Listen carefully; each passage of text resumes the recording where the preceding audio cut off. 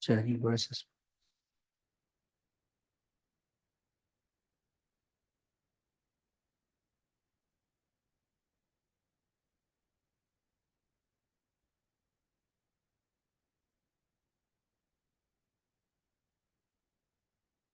Yeah, so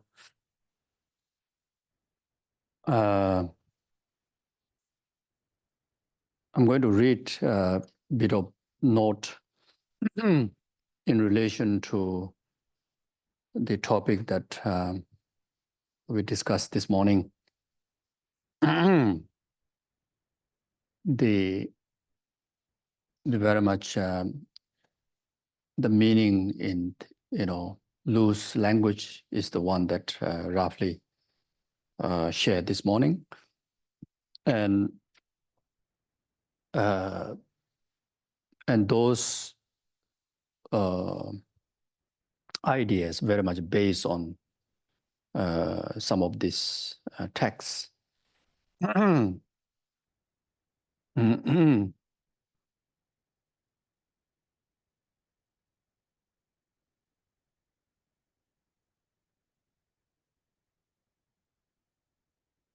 So this is a verse in the section of the wisdom chapter in the Lamb for the Path by Adisha. Something exists cannot be produced, nor something not existent like a sky flower.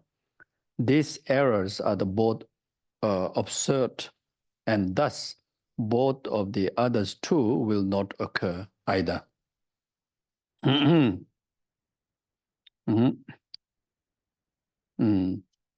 Yeah, since I think we don't have much time, so I will just read it.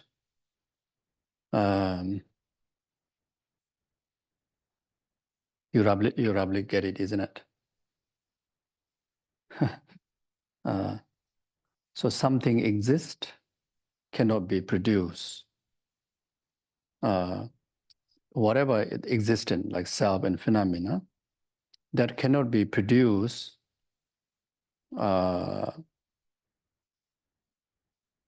by inherent or substantially existent cause, nor something not existent, or whatever is existent also do not exist without condition, without interdependent cause and condition. Like a sky flower, like a flower in the sky. There's no flower in the sky, isn't it? Is there in Perth? No. Okay. If in case there's a flower in the sky, then it has to be either produced by inherent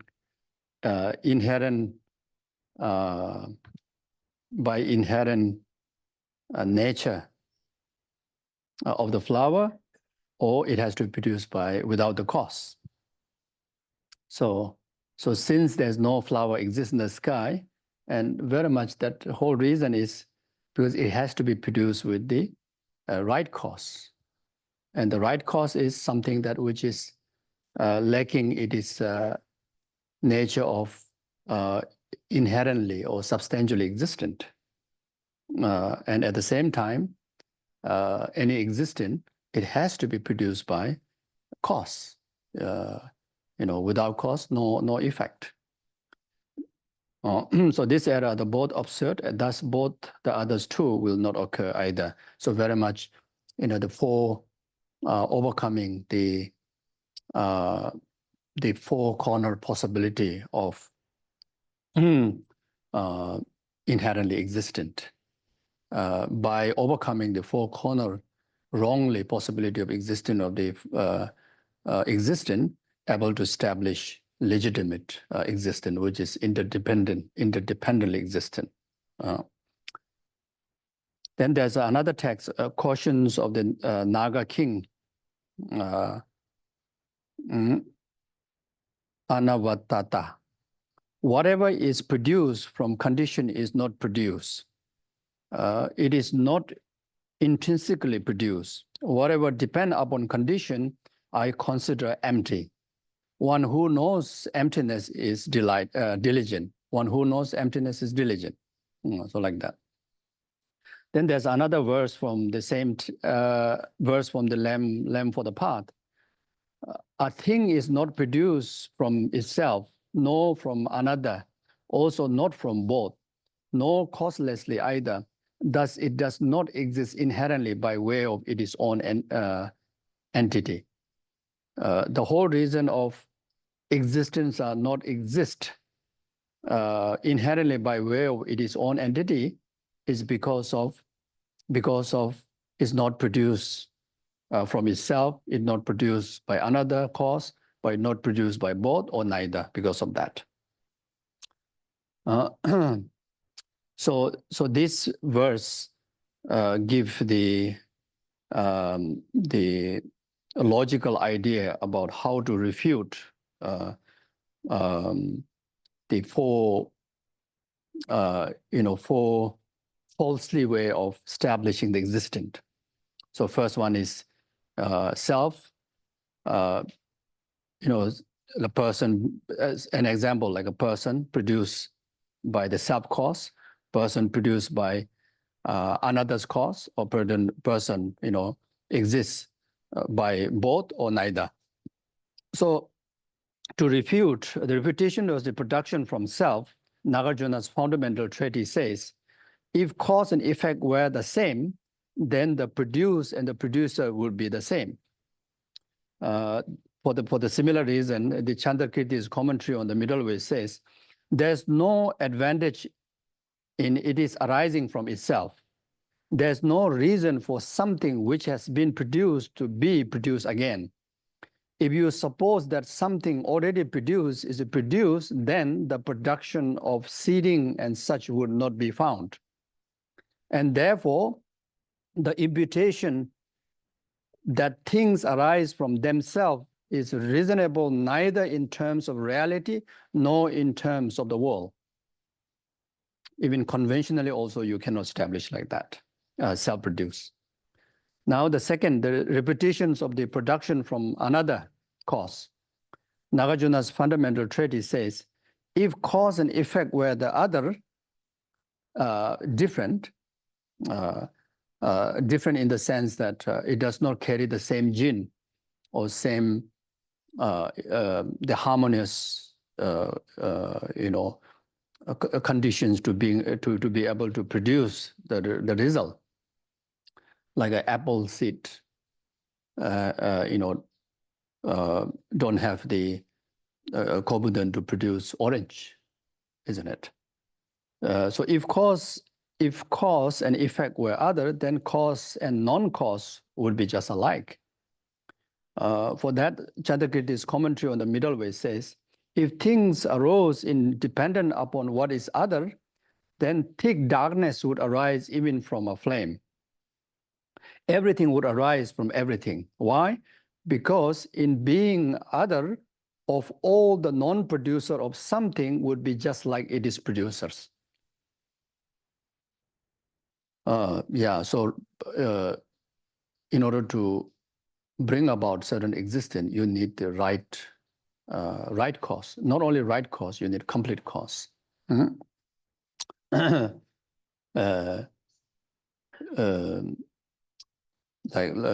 say, your parent cannot produce me. My parent cannot produce you, isn't it? My karma cannot produce you. Your karma cannot produce me. Virtuous karma cannot result suffering. Negative karma cannot result happiness. So pumpkin seed cannot produce orange, lemon. Got a lot of lemon, isn't it? A lot of lemons, orange. So we are very familiar with that. Then,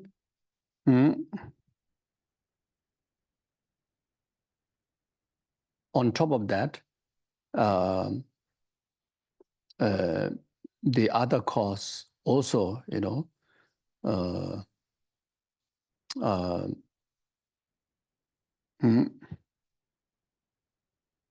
need to be, or the producer, the cause has to be complete, like such as a burn seed.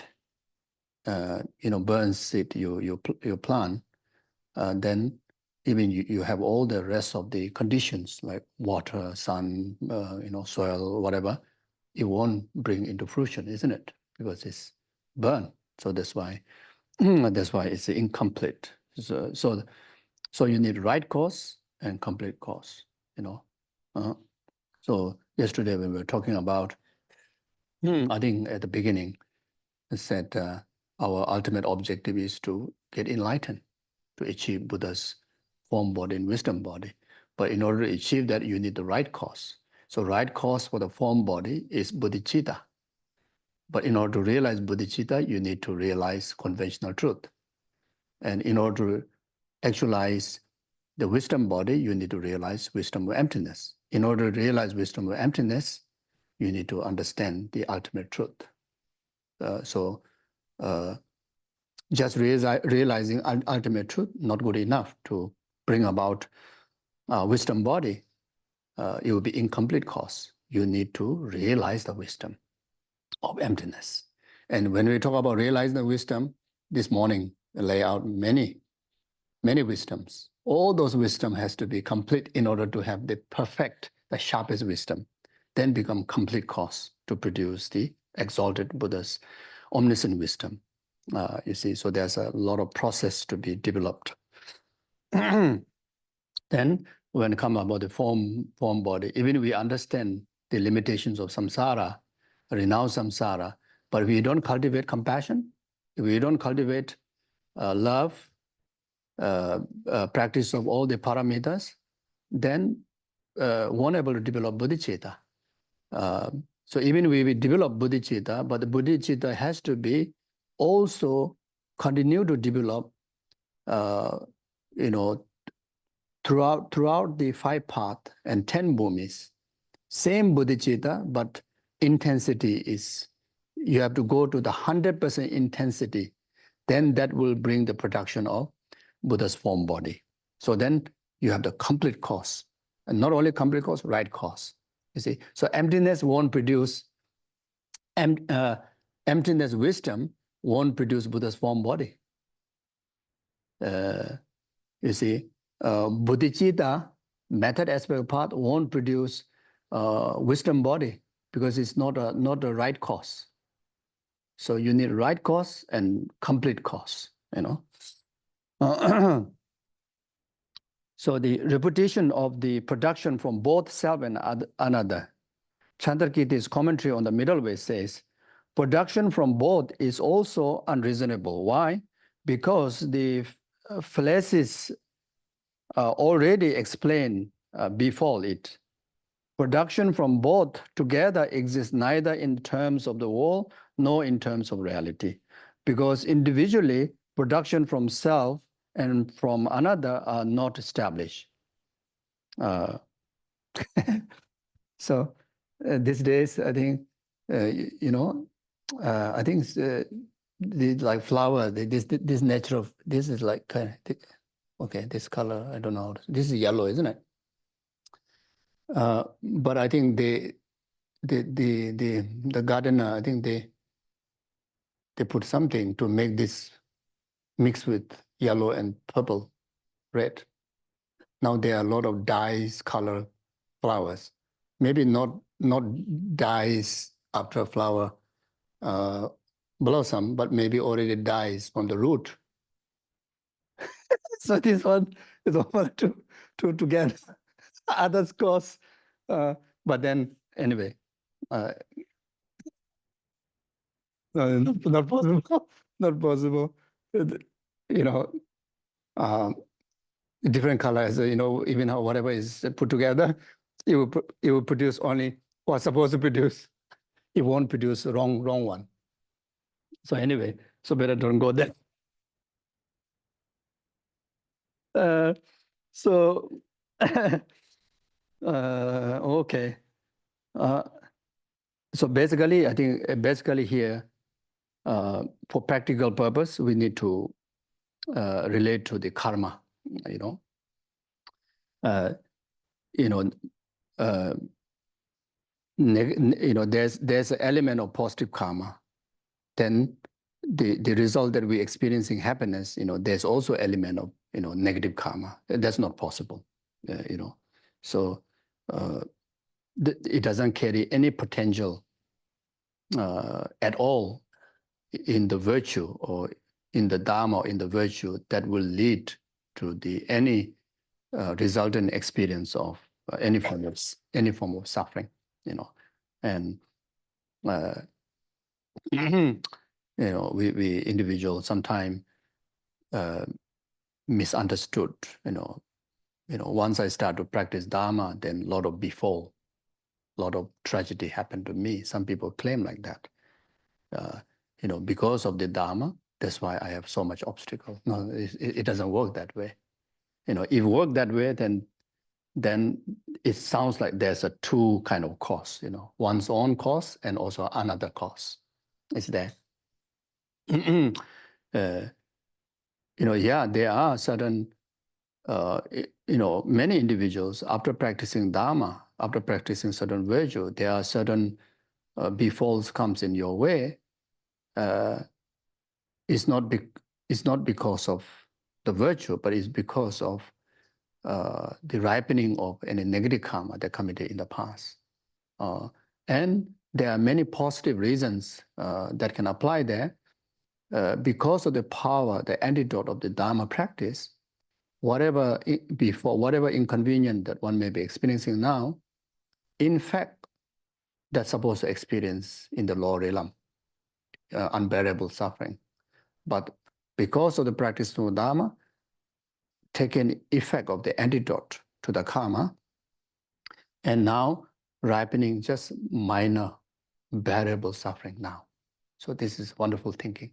Not wonderful thinking only, but this is the reality. There are so many karma while practicing Dharma. Any hardship we experience, even just slight stomach problem or today, whatever, if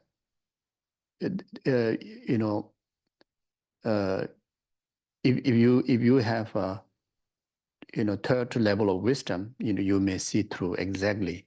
In fact, that bearable suffering is actually consume the unbearable eons of suffering of lower realm. You see, so it's not just to comfort you, but it's reality is like that. You see. So when, as a practitioner, when we go through troubles, we never get discouraged. And if there are possibility of discouragement, then this thinking, this wisdom is important to apply. Yeah,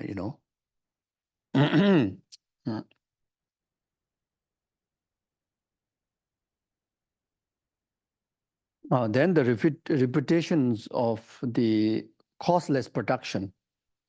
Chandrakirti's commentary on the Middle Way says, if it were the cause that things are produced without any cause, then these worldly beings would not go through hundreds of hardships to collect seeds and such for growing crops. Yeah, so that is also so obvious. And for our practice, there's a worth collecting meritorious causes.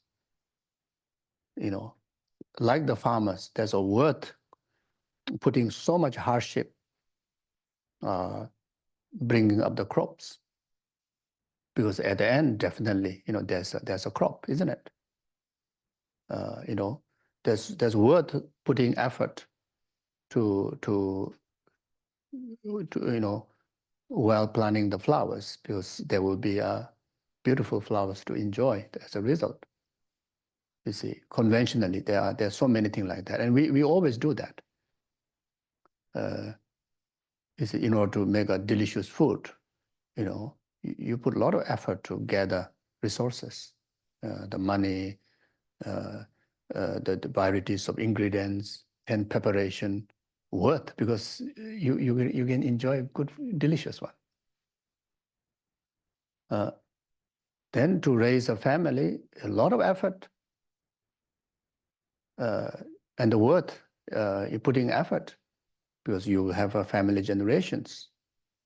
There are so many, so many benefit out of that, isn't it? You see,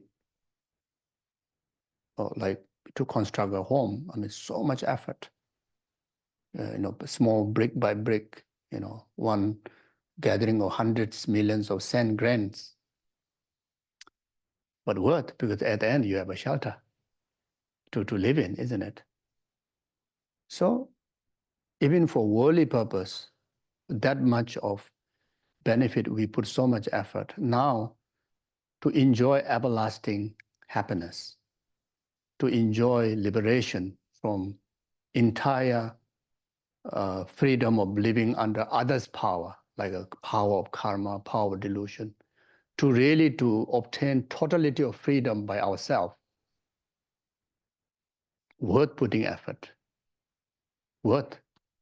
And that is to gather virtue and practice Dharma, worth. You see, worth investing time, energy to practice Dharma in whatever way you can, like even like, like gathering precepts, if possible, really have the life that which you uphold 3 vows. That's regarded one of the most precious, the example of what do you mean by precious human rebirth, the life that you have opportunity to uphold 3 vows, 3 type of vows, the individual liberation vows, Buddhist vows, tantric vows, like refuge, lay vows, individual liberation vows, and greater than that, Sangha vows, then Buddhist vows, tantric vows. But not easy, to uphold them.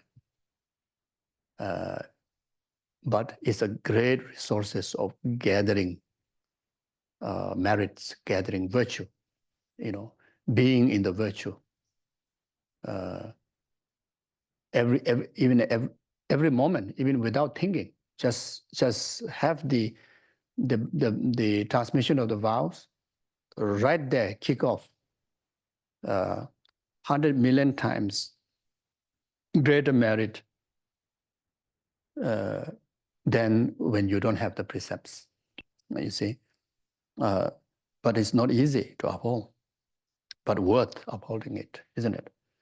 All the happiness from temporary, and no question about happiness of liberation,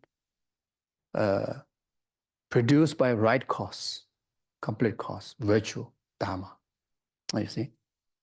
So like that. So this is not just like Buddhist saying, but if we really use our logical reasoning and deep thinking, it really makes sense. And that's why giving in a profound philosophical treatise, giving this very humble or very easy example, like a farmer, like that, like gathering, resources to have a good harvest, etc. Really make clear sense to us, what we should do, isn't it?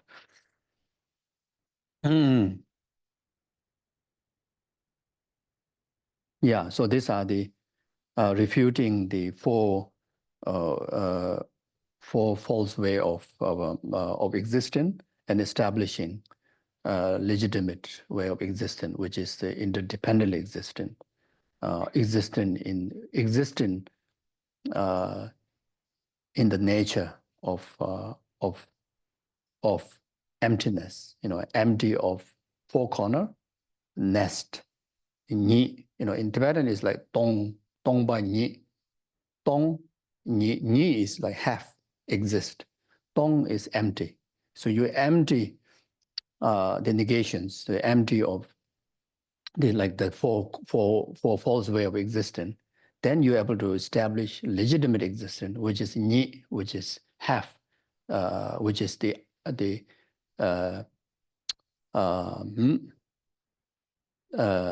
which is able to establish the true truth. both relative and ultimate truth. You see, the ultimate truth is being empty of this four way of wrongly existing. Relative truth is exists with right cause, with complete cause, and that bring about relative truth. So then there's also one verse in Lamb for the Path. Moreover, when all phenomena are examined as to whether they are one or many, they are not seen to exist by way of their own entity, and thus are the ascertained as non-inherently existent. So this again, morning, talk about whether I exist, within, without, whole of it, or individually with the aggregates, etc. So it's very much similar to that. When all phenomena are examined, like when I examine about my own identity, where should I examine? Within and without, isn't it? As to whether they are one with the one or many, one with the aggregates or many scattered there, as number of the aggregates or as number of organs or cells. They are not seen to exist by way of their own entity. If they exist by the way of their own entity, then it has to be either totally non-existent. It's not true, I do exist, I'm not totally non-existent. Or you have to exist in many as number of your cell, as number of momentary that lies in your consciousness. Thus, they are ascertained as a non-inherently existent. So therefore, you're able to establish no substantial or inherent existent or true existent. It has to be existent, interdependently, dependent on the correct imputation by the mind, that which understood on the correct base, which the wisdom that understood the harmony between the label you're going to label and the base, on the object. So with the correct base, then when you label the name, and that labeling to that phenomena is legitimately existent, you see. And because of that legitimate existence, then function of karma happens, purifications of samsara could happen, and liberation from samsara also possible. If inherently existent, then samsara is not possible, liberation not possible. Or totally non-existent, then what you're talking about? Then no need to talk about anything. Then there's no person to talk also, isn't it? So anyway, so then for that is Ayadeva's 400 stanza says, that which arises dependently does not exist autonomously. All of these things lack autonomous existence, therefore they are no self. Then Chandrakirti's commentary on the 400 stanza says, that which has its own essence, intrinsic nature, autonomy, or independence from others is self-existent. So what do you mean by self-existent or inherent existent? It's just simply meaning that which has its own essence, that which is intrinsically nature, that which is autonomically existent, that which is independently existent. If any of this reason accepted for the existent, you're accepting self-existent. And if you don't accept any of those way of existence, you're accepting no self, the view of no self. And thus is not dependent arising. So if you accept the way earlier mentioned way of existence, then you are not accepting the view of interdependent arising. All compounded phenomena are dependent arising. Anything that is dependent arising is not autonomous because it is produced in dependent upon cause and condition. You see, anything that is produced by cause and condition, it cannot be intrinsic, intrinsically existent, autonomically existent, independent existent. These things all lack autonomy. Therefore, there is no thing which has self. That is intrinsic nature. And Chandrakirti's commentary on the 400 stanza says, therefore, since in this Madhyamika system, to be a dependent arising is to lack autonomy, lacking autonomy is what lack autonomy, and lacking autonomy is what emptiness means. Lacking autonomy means what emptiness means. Emptiness does not mean that nothing exists. So you establish the meaning of emptiness, like in the Heart Sutra. Form is empty, emptiness is form. Form is not other than emptiness, emptiness is not other than form. Or that has to be established in relation to self. Self is empty, emptiness is self. Self is not other than empty, emptiness is not other than self. So you have to apply that to the form, to the feeling, to any object that you grasp, any thought that arises. You see, so we have to exercise. We have to exercise using the definition of emptiness to get sense of understanding of it is true, it is ultimate nature with many phenomena, not just person. You know,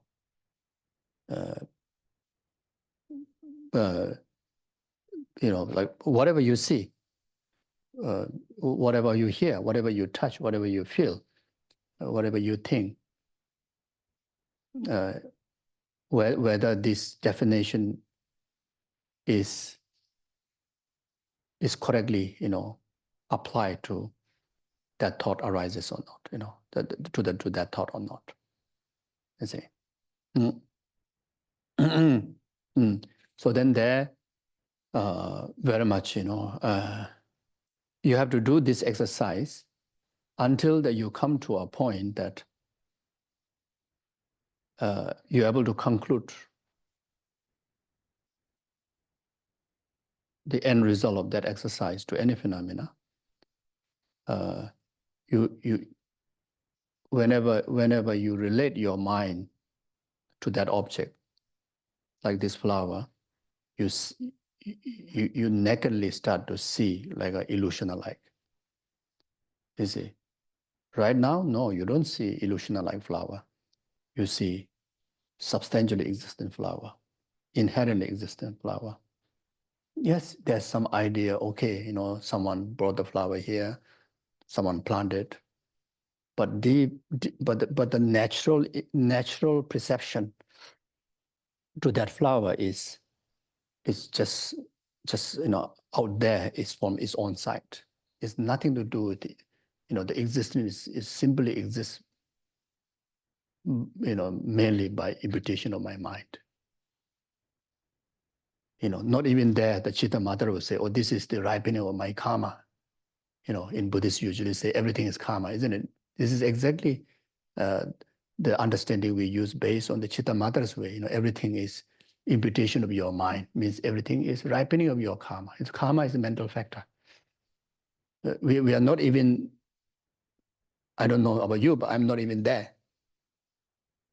No question about the Pasangika Madhyamika would understand. It's merely like completely empty from its own side, but merely label only. It's just a label is the one that characteristic is like kind of like a reflect back, like when you look at your face in the mirror, like how it reflect back. That's it. You see? So yeah, so you have to analyze, oh, this flower is empty. This flower is empty. Emptiness is flower. Flower is not other than emptiness. Emptiness is not other than this flower. you really expressing this from your heart, then until that, you come to a point that when you see this flower, you see like illusion of like flower, not a real flower, illusional like. Not saying illusion flower. It's not illusion, it's a real flower. But for your relationship is illusional like appearance. The moment you close your eye, close your relationship with this flower, you need to completely observe into a space-like emptiness. Space-like, complete. There's no attachment at all to this flower. There's no word to attach. There's no idea to attach. There's no language. It's just completely observed into empty, which is called space-like emptiness. So we have to do this about self, about the flower, about your husband, about your wife, about your children, about the colors, the weather. Basically, everything comes in your way. Then, how to say, you start to feel the taste of so-called as ultimately, everything lies in one taste, no two tastes. Everything lies in one essence, no two essence. So the essence of me, the emptiness essence of me, is no different than the emptiness essence of this flower, isn't it? So then there's no discrimination. It is also so helpful to develop bodhicitta, this all-pervasive heart. It's so helpful, So that's why the more meditation you do with the clear altruistic purpose, the more meditation you do on emptiness, it supplement to the development of the bodhicitta, you see. But without clear purpose, enlightenment purpose, then it will become like hero and solitary. They meditate on emptiness, and their objective is nothing to do with bodhicitta, isn't it? So like that. So day-to-day exercise, the moment your senses are engaging with it is object, at least you remind by saying the word to yourself. You say, all this are illusional like dream like a mirage like, So that's why there's a verse in English, the karma rabrim ameda kyuma seva chuboda milam lo da tinta wo duje chenam detarta, so all the phenomena to see like the mirage, see like the dream, see like the illusion, and the immediate impact, the benefit to you is losing, you won't have any karmic creation through of the grasping. One immediate benefit is you don't create the karma of grasping, like attachment, aversion, etc. That's one big protection, big benefit you gain. The second benefit is gradually it will lead to realizing the actual emptiness, And also another immediate benefit is like you are very, like you really become, you start to experience liberation there, you start to experience genuine sense of equanimity, joyful equanimity. There's no emotional crisis of ups and downs. The emotional crisis is, I like it, wonderful. I don't get it, I'm so unhappy, isn't it? And the more emptiness meditation you exercise, then those are the benefits. Then it's so important, whenever you have free time, to absorption meditation, the space-like absorption meditation. You say, jetop gyumatabu, nyamsha namkatabu. Jetop means the post sessions or activities period. Gyuma is like illusion like. Nyamsha, take as much as time possible, even 1 minute, and now and then. You completely get into the absorption state of complete empty. There you don't need any virtuous words, virtuous thinking, non-virtuous thinking. You're just completely in the empty zone. Like when you look into, especially Western Australia, is so wonderful, you know, you look up into space, it's so vast, and sometimes especially so clear, like, oh, amazing, you know, it's as if there's no direction, as if there's no end. It's completely luminous, vastness, infinity. It's very much like connecting back to the clear light nature of the subject through the exercise of the wisdom in object. You see, so like that.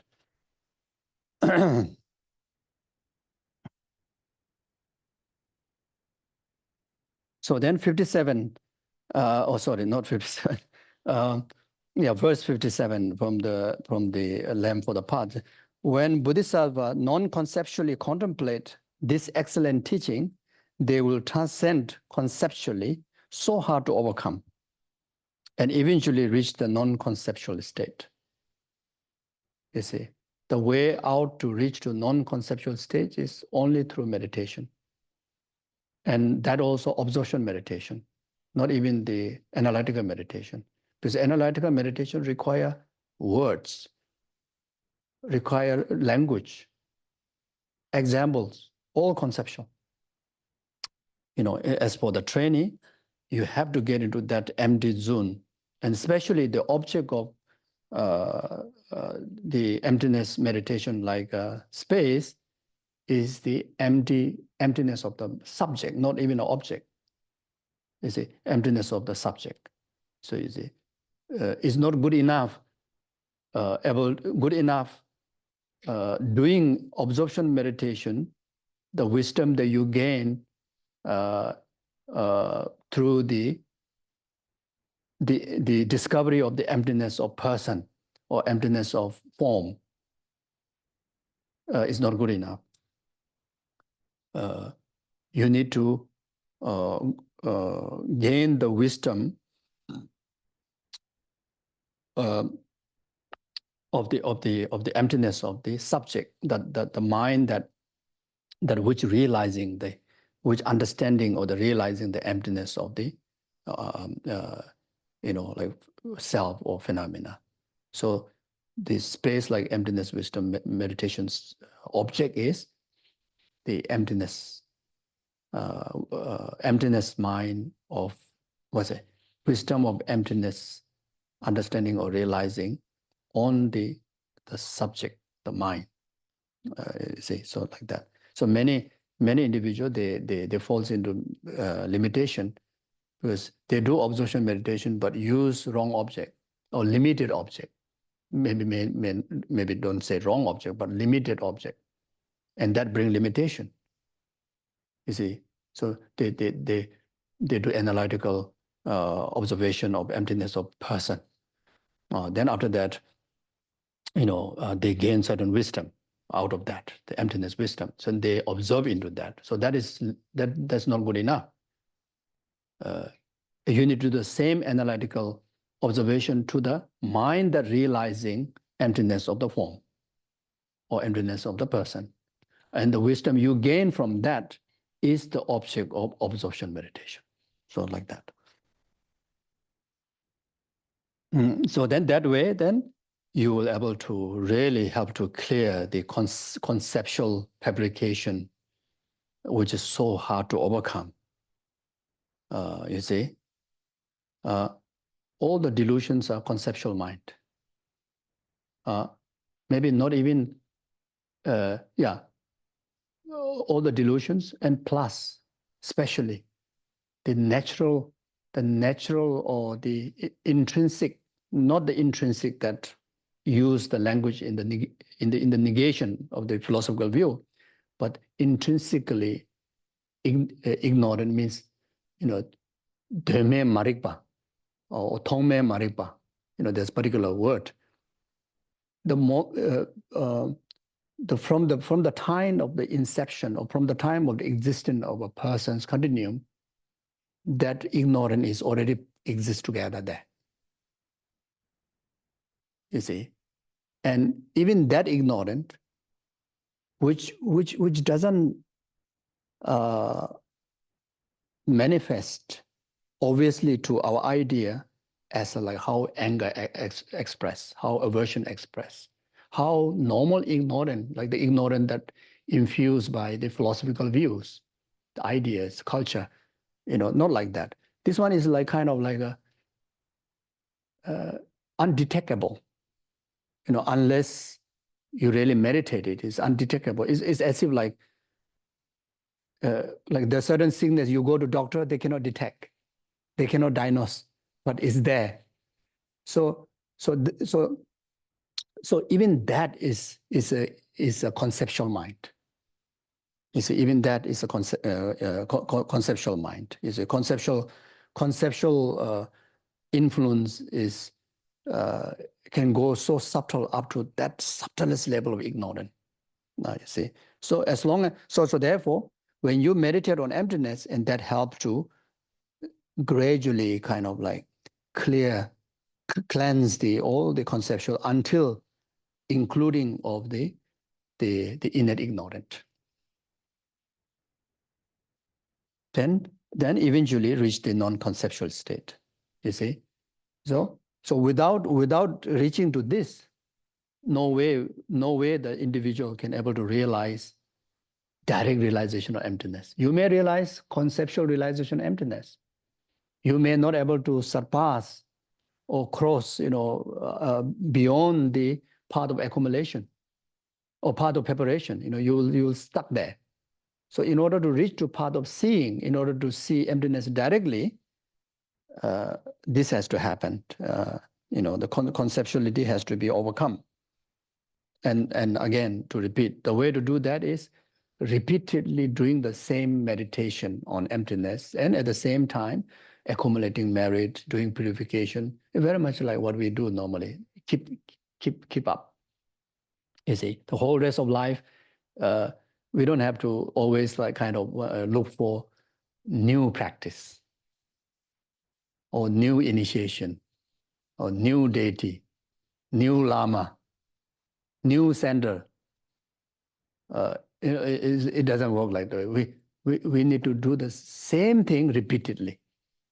Consistency, same thing. And as long as you know the emptiness, you know the bodhicitta, repetition is needed, retreat is needed, repeated retreat, retreat into, ultimately the illusion-alike and space like emptiness meditation.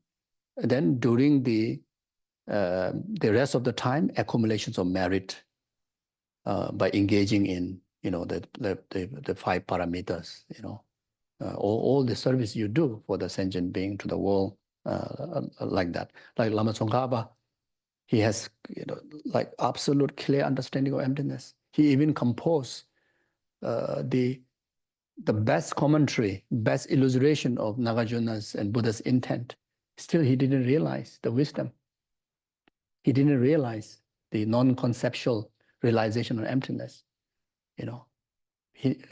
So then he had a direct vision of Guru Manjushri. Then Manjushri says that you have to accumulate merit, you have to do purification. Then there he went to Wagacholing to do mandala offering, did prostration through 35 Buddhist practice. Even while he was performing certain deity yoga, highest yoga, tantric deity yoga retreat, majority of his time he spent doing wando practices.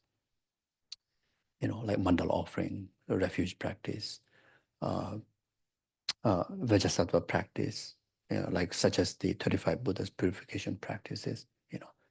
Then when the purification is taking place in his continuum and resources of accumulation merit is enough, whatever he understood before now all become realization. He didn't need to go back to do another round of study or need to go to search another guru. So you see, so I think, like I'm talking about myself, acquire too many things, too many knowledge, too many philosophy, too many like you have a thick book, thick notebook. You go to this class, you take note. Here empty. You understand a lot also, but here empty, because the accumulations of merit, purification is not happening, and the focus practice, sustainable focus practice is not there. You see, so that happens like that.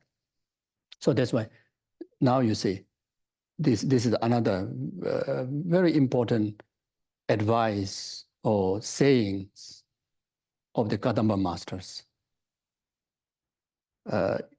You need to practice any Dhamma practices, the benefit occurring now. That's more important than assuming or kind of having faith that the impact of your Dhamma practice will come at the time of death or after, maybe next rebirth. You will have a very colorful rebirth. You have a very, very wonderful death process. So these are secondary for Kadamba right now. If you want to meditate on bodhicitta, you want to meditate on emptiness, the effect has to manifest, whatever degree may be, but you need to see the changes is happening right now. And that you can spot, and your environment will be able to spot, your character, isn't it? The shaping of the character need to happen. So that's what the Kadamba Master says. You see. And sometimes we practice, our behavior get worse and worse. When we go back home, we even encourage our family members to go and practice. But looking at your character, who would practice Dhamma? Looking at you, the way how you speak, the way how you think, how patient you are, how understanding you are, I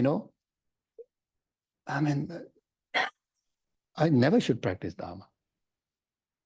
You see, it sometimes happens, looking at someone, like a long-time practitioner, it's like, it's so unstable, like completely vehicle, like a tsunami, like that. Then still complain. I asked my husband to go and practice and never practicing. I want my children to practice, they're not practicing. I said, how possible?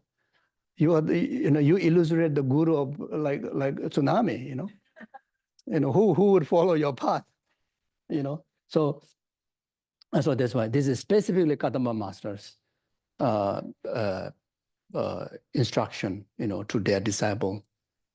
The changes has to take immediately. If you come to a lesson, you cannot say, I will practice maybe another sometime, few years, and I will go into retreat. Then after that, I will see whether I can change. They say cannot. And in fact, the Kadamba Master expectation is within the session, right there, while on the discourse, need to have the transformation. And that impact of the transformation has to take back home. It's like that. And that will make sure within one lifetime enlightenment is possible. And all the Kadamba Masters are the example of who are similar, like ordinary like us, and achieve enlightenment one lifetime. You see, so like that. So anyway, then here says, Nagarjuna's fundamental treatise says, because of the pacifications of the self and that which the self owns, the conception I and the conception mind will be gone.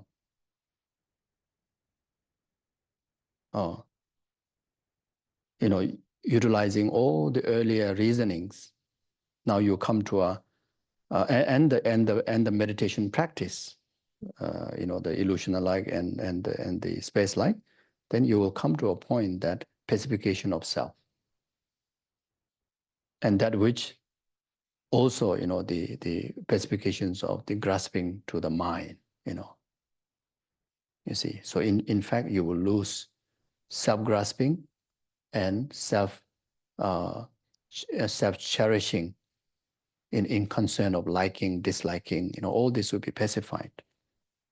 And when thought of the self and that which block, when the thought of the self and that which belong to the self are extinguished in regard to internal and external things, grasping will stop. Through its extinction, birth will be extinguished. So then the rest of the troubling of samsara is end. Nagarjuna's fundamental treatise says, through extinguishing karma and affliction, there's a liberation. Through extinguishing karma and affliction, there is a liberation. Karma and affliction arises from misconception. This misconception arises from elaboration, exaggerations of the delusion or the conceptual mind. These elaborations are stopped by the emptiness. You see, so more you meditate on emptiness, the exaggeration of the attachment will be overcome. You know, when you attach to something, all are false. All the beautiful ideas, the beautiful benefits, you know, kind of like introduced to the fool's mind by the ignorant. You know, the attachment will put full effort to say, you know, if you obtain the object of attachment, you will become like this, you will get like this. All this are actually false. It's all exaggeration only, fabrications only. You see, so when you meditate emptiness to the object you attach, then delusion will stop, all the elaboration will stop, and the karma will be stopped, and then liberation will be experienced like that. And similar goes to anything you dislike. You know, there's no such out there the ignorant, you know, ignorant kind of influence the anger mind to see all the negative characteristic of the object you don't like it. It's all a fabrication only.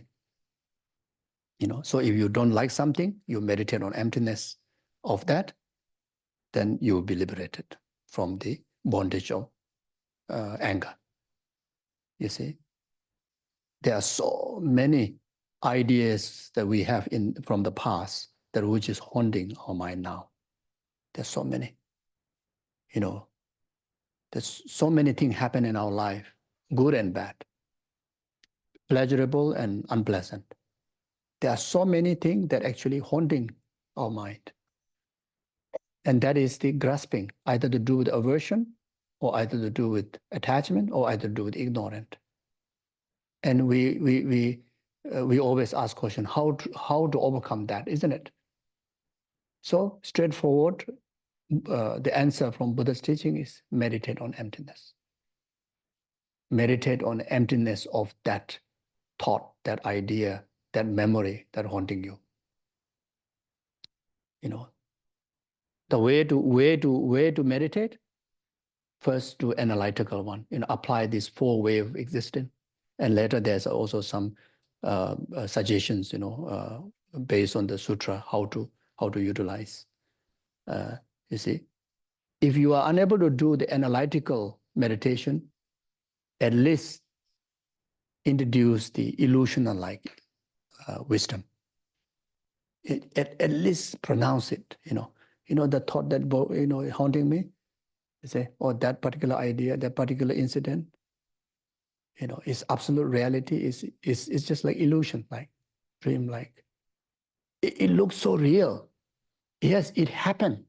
You know, that particular negative incident really happened to me. Yes. But in relation to the present, my own being, the conscious being, it's like an illusion. It's a past.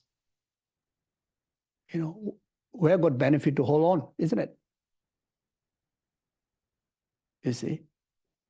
So it's not proving that whatever happened didn't happen, you see. But it is a tool to liberate yourself from the bondage of that wanting, you see. So even from the conventional point of view, you know, we apply the wisdom of karma.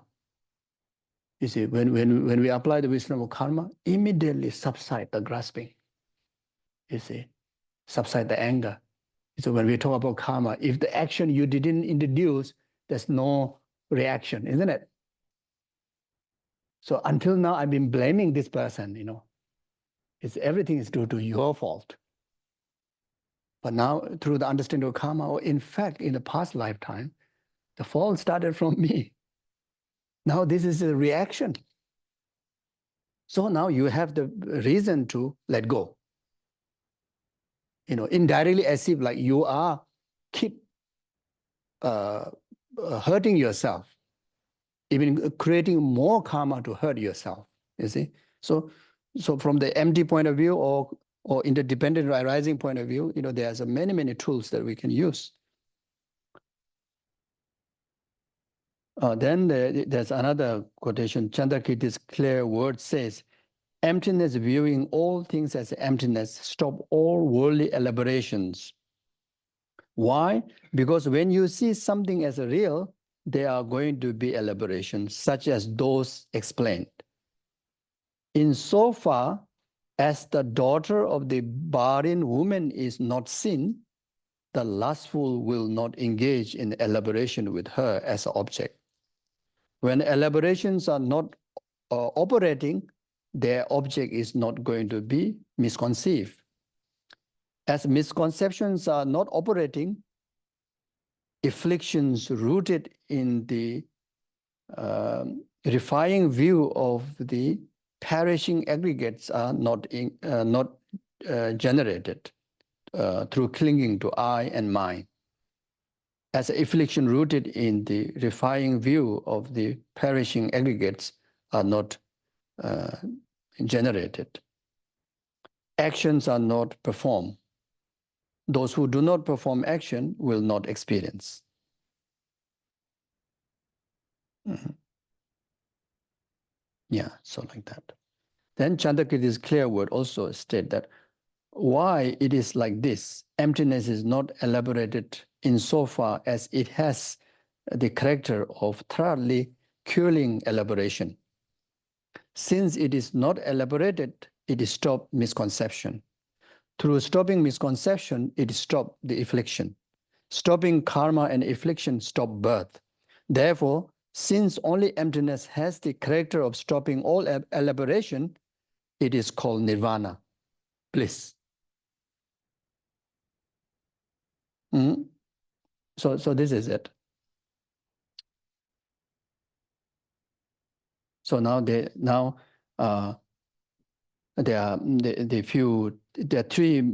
many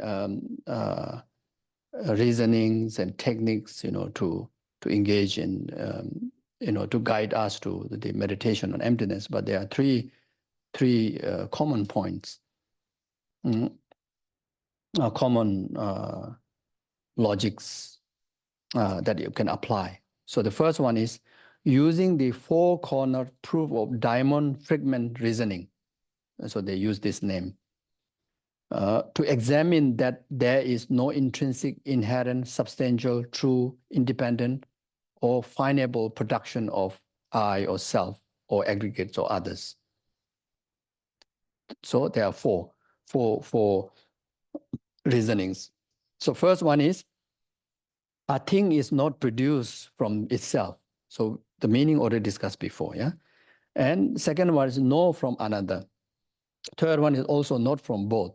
Fourth one is no causelessly either. Thus, it does not exist inherently by way of its own entity. You see, so using this is a commonly used one. You see? So whenever grasping arises about, you know, certain object attachment, you know, so dark Dale mai, this one, this particular object, this flower is Dale mai Shelem, like, you kind of pronounce this, then you prove there's no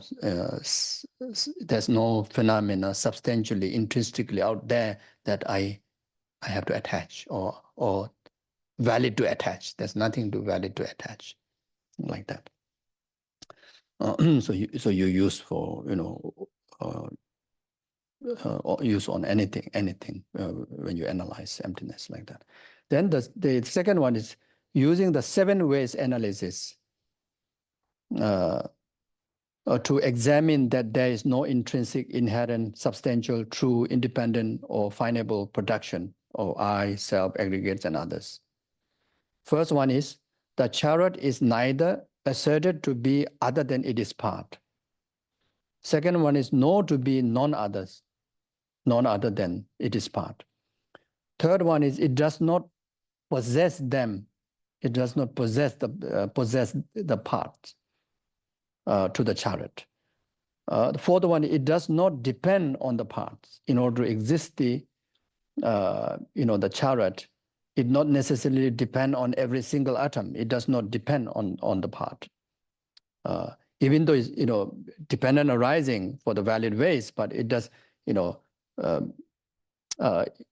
it's very much like it doesn't lose, like in our body. Like if you take out one of the kidney, then you don't lose your identity, isn't it? So very much like that. Fifth one is, and the part do not depend on it.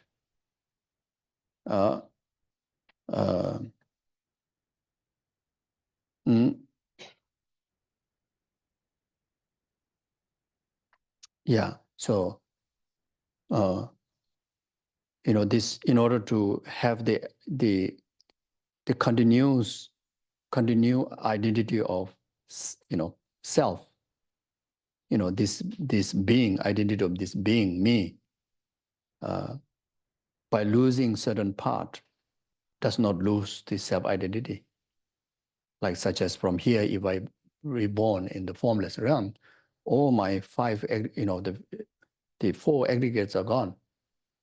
At least the form aggregate is no more. And that doesn't establish a losing of the continuum of my being, isn't it? So like that.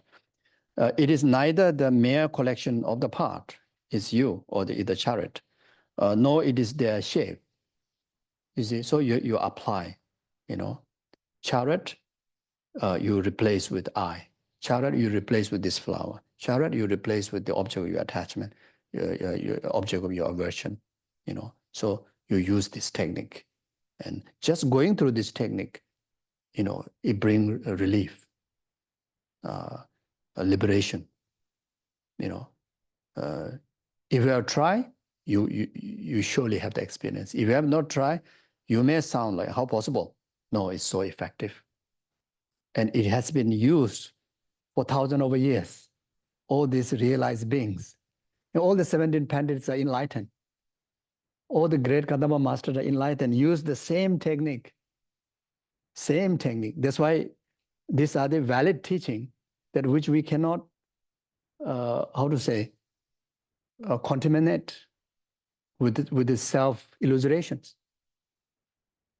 We can just make people easy to understand only, but should use this, how smart we may be, yet to see whether that smartness will really bring the result or not. But these are the technique that use, and the results are proven. Results are proven for all the past Buddhas.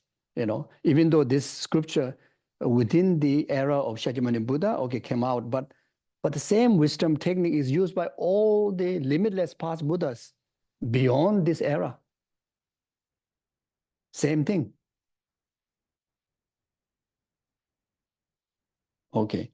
So if the mere collection of the part were a chariot, then a chariot would, so this Lama Tsongkhapa says, I think, if the mere collections of the part were the chariot, then a chariot would exist even while its part lies in pieces.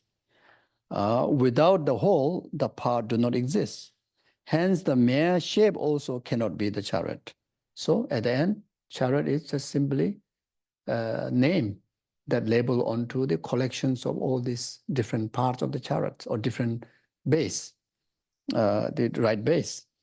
So now the third suggestion is 4-point analysis.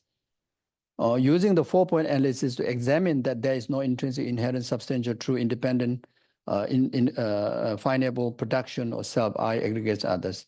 The first one is identification of what it to be refuted, negated. So as we discussed this morning, first we have to detect what is exactly the negation is. If the negation is limited, we won't reach to the actual wisdom. So if you're stuck in the Vaivasika school, or even out of that, any of this 4 school, then we will never get to the sharpest wisdom. Even you stuck at the Chittamatra school, there are so many practitioners, their view on emptiness, they just stuck at Chittamatra school. Then you won't able to get to the sharpest wisdom. So so that's why this morning is like, for us, we have to start at least, first we have to have a vision, isn't it? The omniscient wisdom is the we need to achieve. Now, for training, at least we need something to refer to, isn't it? So instead of referring to the Vaivasika, you should refer to the Vasangika Madhyamika view. Or if you want to read a text, you read Nagarjuna's text. You read like a Lamrim, the wisdom chapter by Lama Tsongkhapa. I mean, so clear, so complete. I mean, he already done all the work for us. No need to open this text, that text.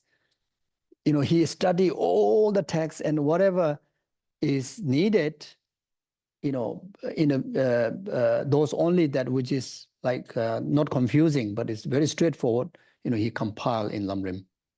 Lamrim. Good to read both Great Lamrim as well as the Middling Lamrim. Both carry its own special taste.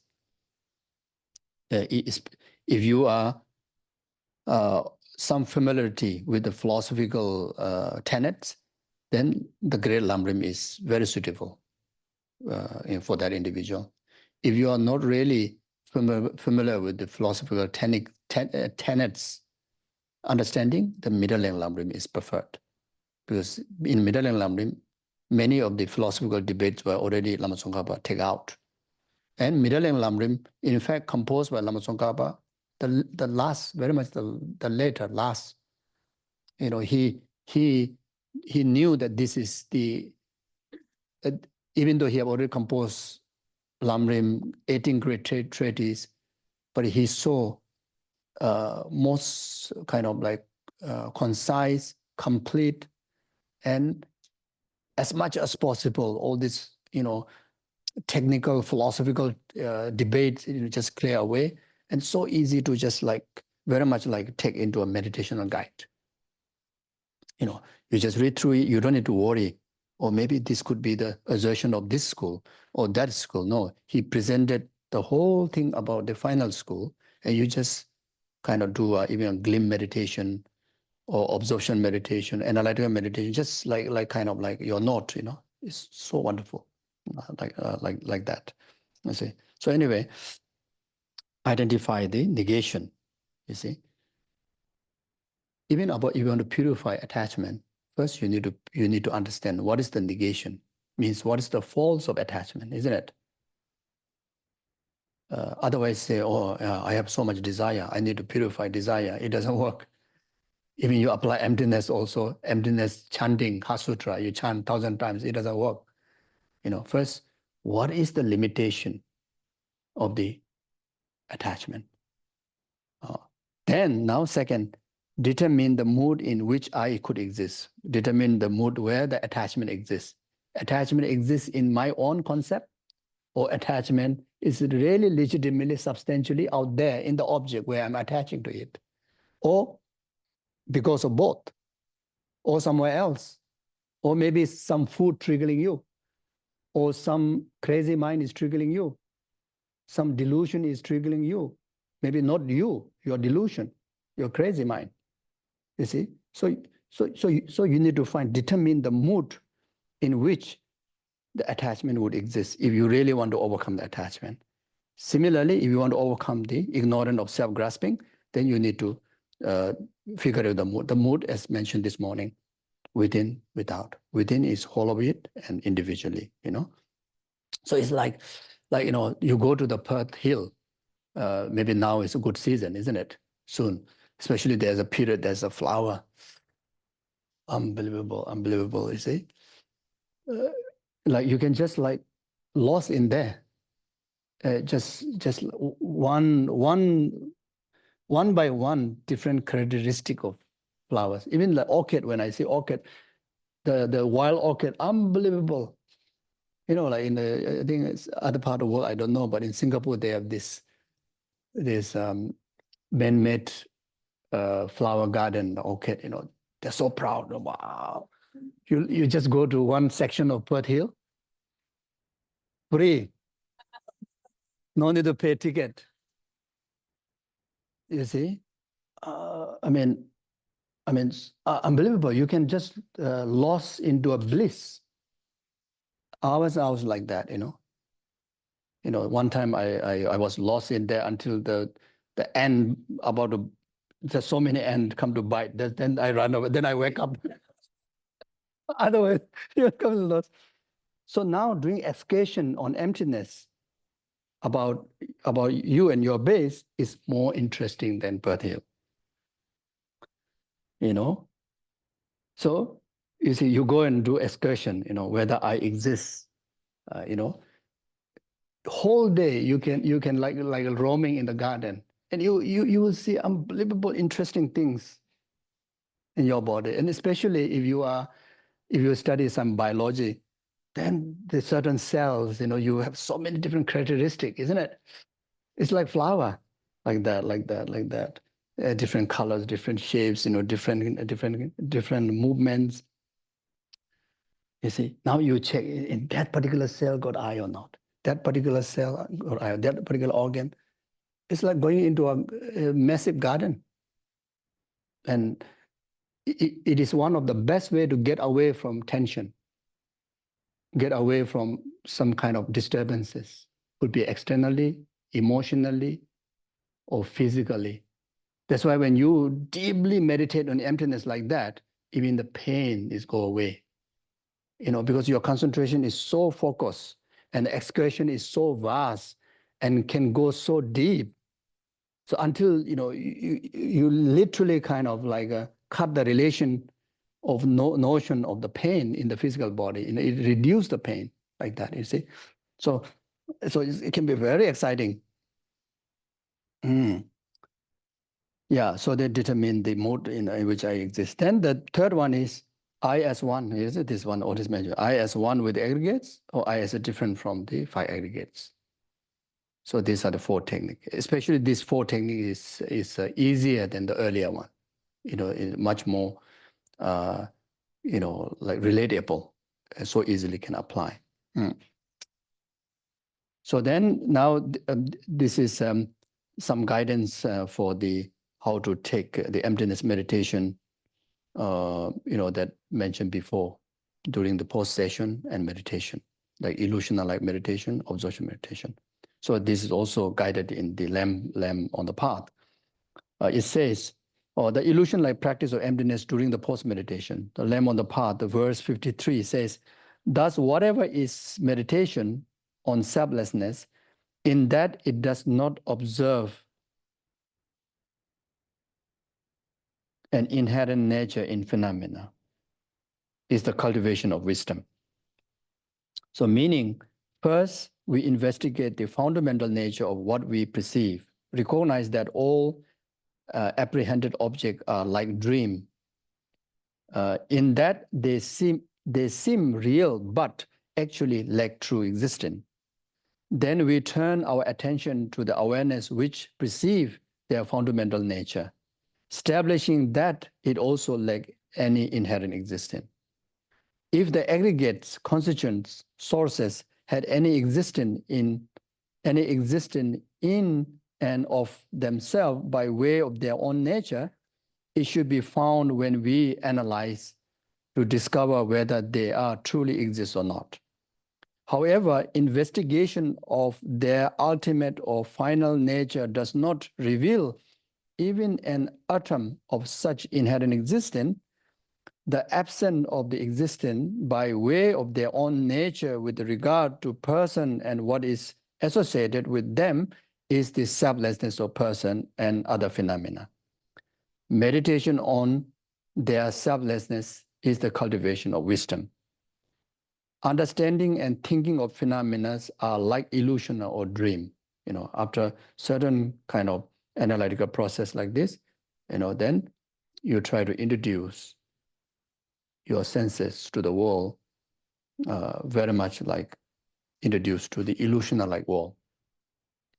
So it's very much like, from now on, like you wear glasses, earplug, or which can see illusional-like, not the usual way, like that. So then there's a verse that usually try to drive a blessing in order to achieve, all the resources and including realization on this meditation is in Lama Chöpa.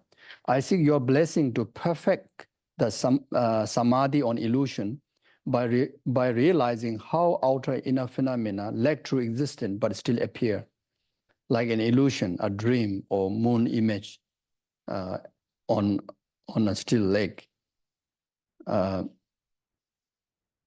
then after that, then you can actually attach the Guru Yoga practice. You visualize the Guru and you request the Guru to bless your heart to actualize this realization. Now there's a verse from the Lamb for the Path for space-like practice of emptiness during the meditation session. It says, just as a wisdom does not see an inherent nature in phenomena, having analyzed wisdom itself by reasoning, non-conceptually meditate on that. So as I mentioned before, for the absorption meditation, on space-like meditation, the wisdom that realizing emptiness on object is not good enough. It has to be the wisdom of emptiness, the wisdom realizing emptiness of this subject, the mind that which realizing the emptiness of the phenomena. It has to be that, you see. Inherent nature. Just as wisdom does not see the inherent nature in phenomena, having analyzed wisdom itself by reasoning, just as wisdom does not see the inherent nature in phenomena, having analyzed wisdom itself by reasoning, you see. So you still need to apply the same technique. You determine just now the mind that try to understand emptiness on form, and you roughly you figure it out, or you really realize, even for temporal level, you realize, you absolutely correctly realize, form is, definitely a lack of inherent existence. Then that realizing mind, you take as an object to analyze on that mind. This wisdom too does not exist inherently, using the same technique, like a four points or four corner or seven kind of wisdom. You do the same analysis until you discover the wisdom too is lacking inherent existence. Now, what kind of the wisdom looks like, or can put into a word or picture? In fact, there's no picture. There's no particular word. It's except, I see. That's it. I see. I see. But you ask to pronounce in the word, don't know how to say it. You see. It's very much like a candy. I will use this example. If You see, if you are having a candy, and I ask, how the taste look like, you say sweet. I know it's a sweet candy, but I want to know how the sweet. Can you explain to me the sweetness? You say, you will say it's not sour, not bitter, but you can't get to the exact taste that you're experiencing, isn't it?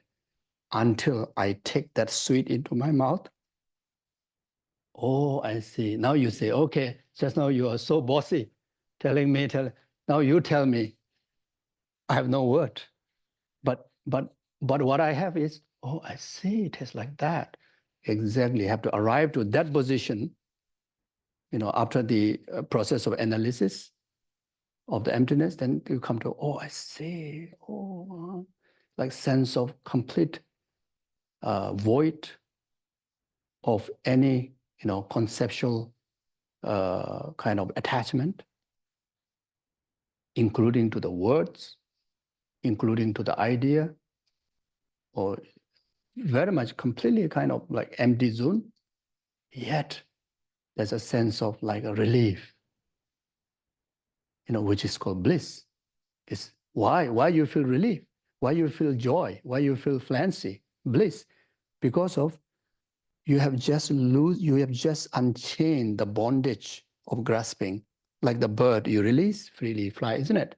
It's just because you release the bondage, that's why you feel liberation. That's why you feel bliss. So yes, completely lose, as if like completely lost yourself, but at the same time, there's awareness of bliss. So you're not completely lost. And the acknowledge or the feeling or the notion of bliss is you are establishing conventional truth or interdependent arising. Completely losing, feel like complete empty like space, you establish ultimate truth. Here, you union of the true truth, emptiness and the bliss.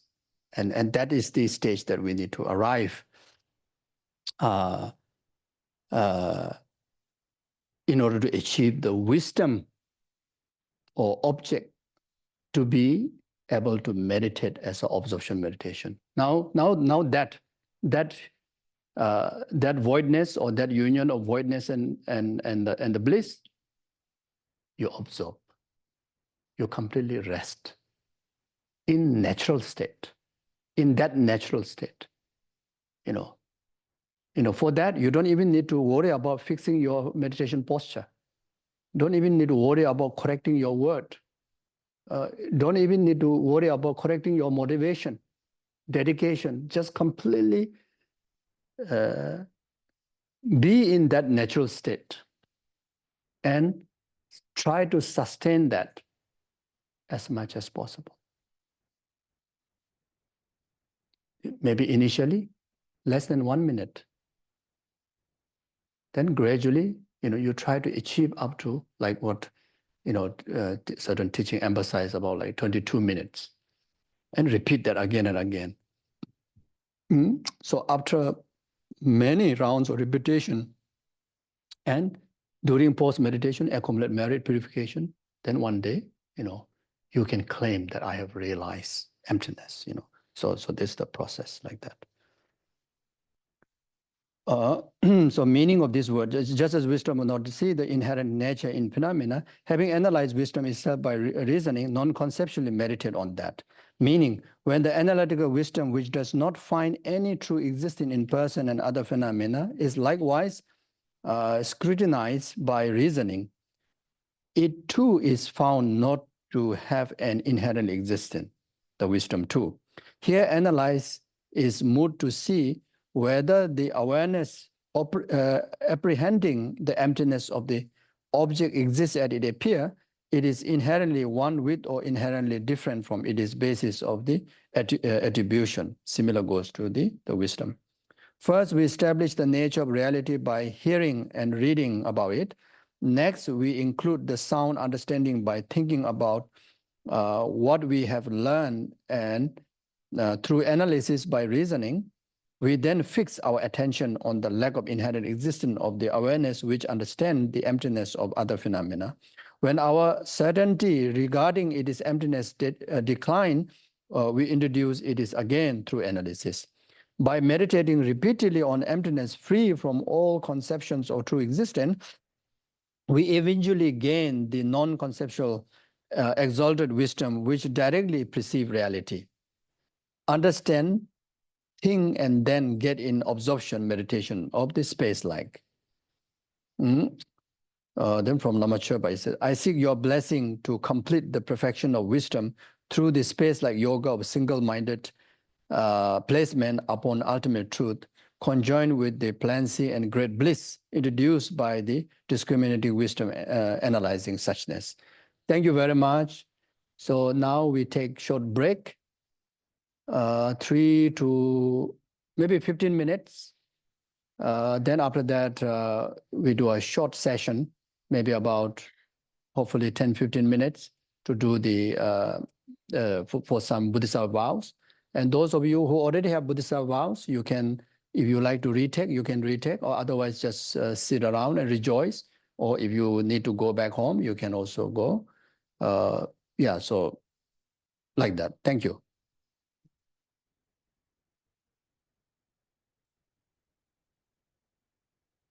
Oh, yeah.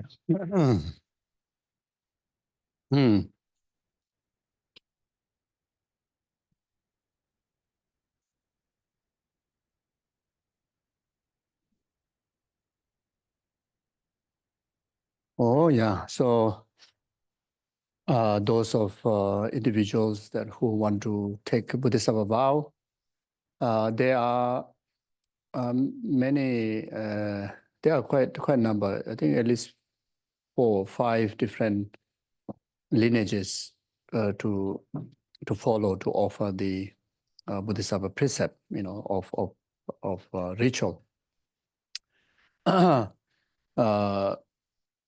So I will use the lineage from the Shantideva. It's just short verses, which also fulfill the taking the both aspirational Bodhisattva vows and engaging Bodhisattva vows simultaneously. So today we have, just short time. So we will do that. And I also conduct through this most of the time. There are tradition, there are lineage that you can do separately. The aspiring Bodhisattva vow and engaging Bodhisattva vow. Certain lineage, they even take a break of day, to offer the different precept in different days. Then, of course, you can also receive the Bodhisattva vow in relation to while receiving the tantric initiation. Then there are lineage in relation to Lamrim, Lama Adisha. Some are quite extensive like that. So most importantly, need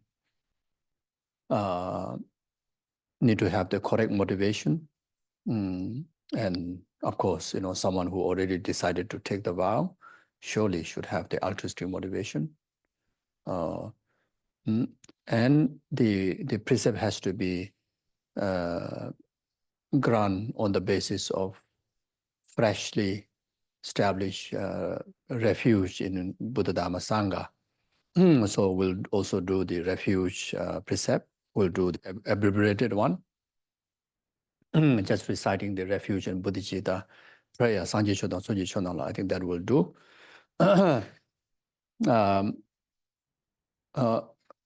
Then the person that who offer the precept need to uphold uninterruptedly, since the lineage is received to yourself, both the aspiring and engaging Bodhisattva vow daily, 3 times a day, 3 times a night, freshly keeping in order to able to offer the precept to others, be the preceptor. So from my side, I try, I have to do, this is a commitment. So far, yes, it's intact. Then from your side, when you take the Bodhisattva vow, you have to have this conviction of the present, absolute present of the Buddhas and Bodhisattva. Mm, even though you are receiving from the preceptor, you're not receiving in front of the holy object like the statues of the Buddha Bodhisattva, but even during the preceptor is offering the precept, you should have that awareness, like such as the Buddha statue here, not just a material object, but you should understand as a living, Buddha, whose nature is Dharmakaya, like that. Then surrounded by all the bodhisattvas from different stages of the ground, like that. Mm.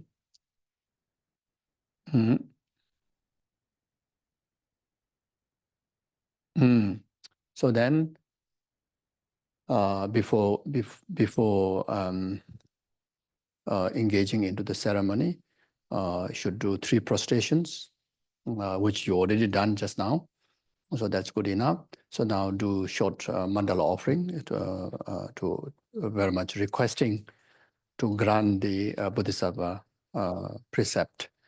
And one should visualize, from very first here, visualize making offerings of one's body, speech, and mind, one's possessions, those of the things that belong to you, those are not belong to you, those are actual offering, those are imagined one. So basically everything, offer to the Buddhas and Bodhisattvas and the Gurus.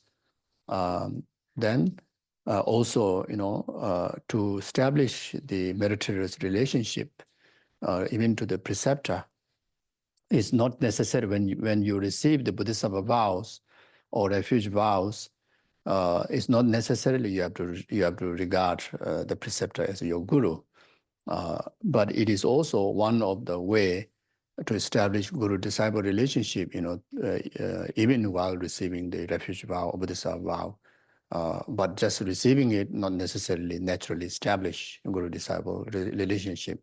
So therefore, the common, the verse of granting precept, there's a Loben Gongsu Se, Zunba Gongsu Se, which today, the word, the ritual words from the Shantideva, we don't have that.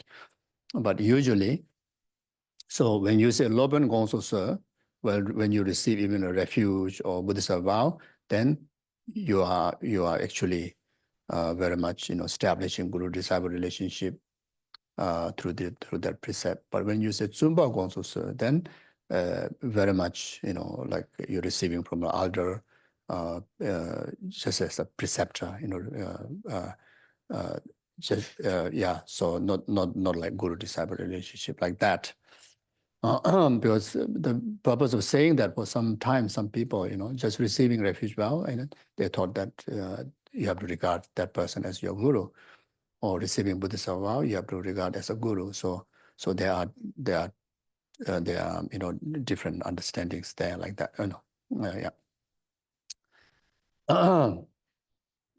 So the mandala offering, for creating auspiciousness, and you also should visualize as even a preceptor for the purpose of this activity.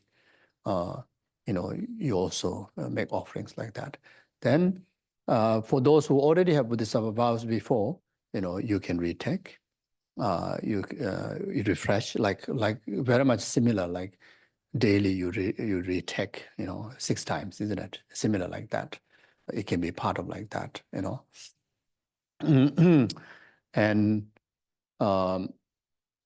so even for the sanghas, as for Buddhist vows, refuge vows, we can retake. For sangha, the lay vows, you cannot retake. That will obstacle to the higher vows. Then here, I think many of you, those who are already taken, not freshly taking, then you can sit down, just rejoice, and even you are retaking, you retake from your heart, not necessarily you have to do all the prostrations, all this. But if you like to join, it's your choice, okay? Yeah, do short mandala offering.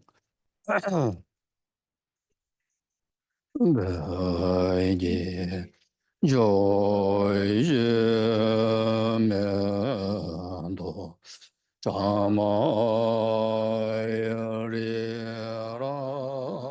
le nye de ba de zai ge she do me de wo wa ye do yo ge nama she lai je ba rai jo yedam guru rana menda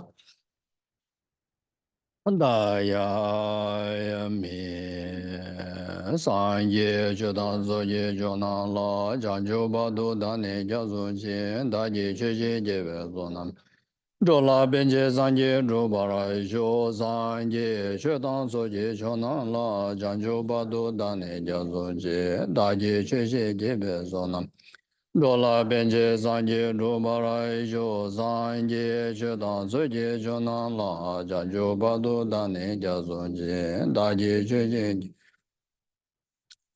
Benje zangje ru barai yo manju namje tananya besibje tam jige do do jala na me ba zo sanje je go ban bo je ne nya do ba ja de do ba ja we je do na de ba je be a jan ju je se je no ma nya zo la nya be go lo gu ju je le ba na ma a se de barai yo So,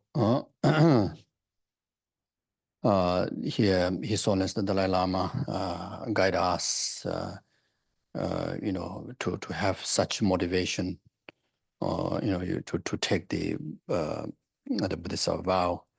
So, with the wishes to free all beings, I shall always go for refuge to the Buddha, Dharma, and Sangha until I reach full enlightenment. Inspired by wisdom and compassion, today in the Buddha's presence, I generate the mind of full awakening for the benefit of all sentient beings. Yeah, so then now you do 3 prostration to the Buddha. So wherever you are, you do 3 prostration, okay? Omo namo menzo shiri ye, nama su shiri ye, nama u dharma shiri ye so. Omo namo menzo shiri ye, nama su shiri ye, nama u dharma shiri ye so. Omo namo menzo shiri ye, nama su shiri ye, nama u dharma shiri ye so. Ha. So now do 3 prostration to the preceptor. Omo namo menzo shiri ye, nama su shiri ye, nama u dharma shiri ye so. Omo namo menzo shiri ye, nama su shiri ye, nama u dharma shiri ye so. Omo namo menzo shiri ye, nama su shiri ye, nama u dharma shiri ye so. Ha.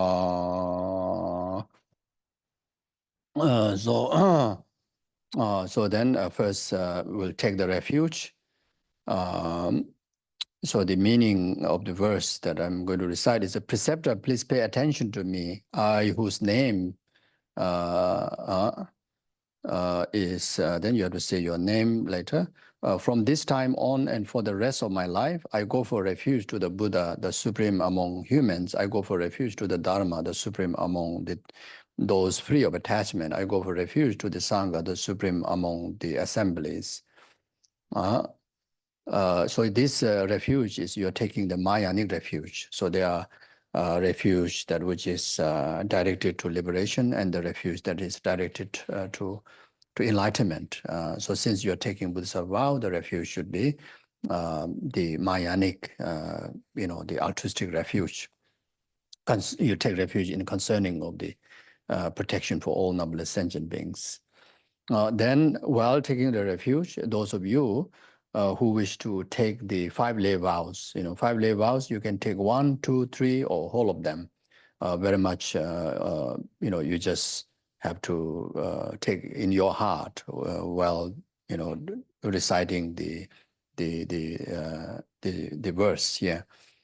So if you're taking, Master, please pay attention to me. Just as the Aryas and Arahats give up killing, stealing, sexual misconduct motivated by desire, lying, alcohol, whatever it classify as intoxicant, so do I, say your name, from this time on and for the rest of my life, turn away from giving up killing, stealing, sexual misconduct motivated by desire, lying, alcohol, and whatever is classified as an intoxicant.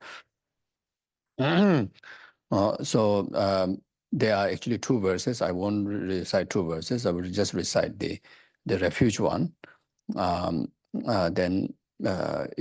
So now you kneel down, put your right knee on the floor, left knee up. Then you put a prostration palm like that. Rest, somewhere around your heart. Rest like this. Then, with a sense of, very pure base, really, really heart filled with joy, aspiration, faith, conviction in the Dharma, the Buddha, Sangha, feeling fortunate, yeah. So just in that sense, then you repeat this 3 times. Sumba Gongsu Se Da your name, Da Mingde, your name. She Jiwa, Tu Dine, Sonde, Chisi, Soy Bado, Kanyi Namji, Cho, Sanjela, Capsu Chewo, Docha, Jawa Namji, Cho, Chola, Capsu Chewo, So Namji, Cho, Kindula, Capsu Chewo, Da, Chisi, Soy, Pardu, Kenyendu, Jamdre Genyendu, Sunbe, Songdo Sol, Sunba Gongzo Se, Da Mingde, your name, She Jiwa, Tu Dine Songde, Shisi Tsoe Bardu, Kanyi Namji, Cho, Sanjela, Gyapsu Chewo, Docha, Jawa Namji, Cho, Chola, Gyapsu Chewo, So Namji, Cho, Gindunla, Gyapsu Chewo, Da, Shisi Tsoe Bardu, Jamdre Genyendu, Sunbe, Songdo Se. Then the 3rd repetition. So at the end of the 3rd repetition, then without doubt, you just have to you just have to have a conviction. I have received the refuge, and whatever number of the lay vow you are taking, that you understand you have your heart is nurtured with the precept. Sumba Gongsu Se Da Mingde, your name, She Jiwa, Tu Dine, Songde, Chisi, Tsoe Badu, Kanyi Namji, Cho, Sanjela, Gyapsu Chiwu, Docha, Jawa Namji, Cho, Chola, Gyapsu Chiwu, So Namji, Cho, Gindunla, Gyapsu Chiwu, Da, Chisi, Tsoe Badu, Gyamdru, Genyendu, Sunbe, Songdu Se. So when I say tap, I snap, you say lexo. Try to as if like, you are, joyfully and confidently, so a bit loudly like that, lexo. Tap, okay, not so loud.